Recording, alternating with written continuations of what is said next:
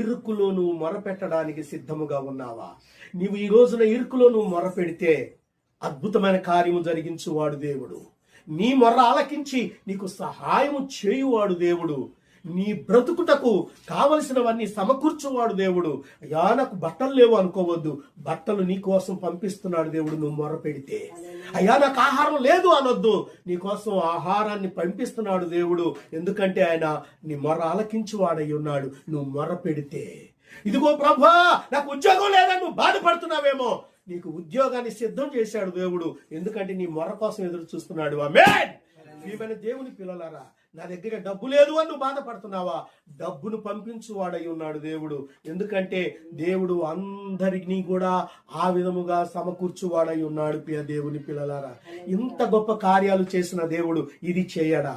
చేస్తాడు. ఇరుకులో ఉండి నువ్వు మొరపెట్టు, దేవుడు కార్యం జరిగిస్తాడు.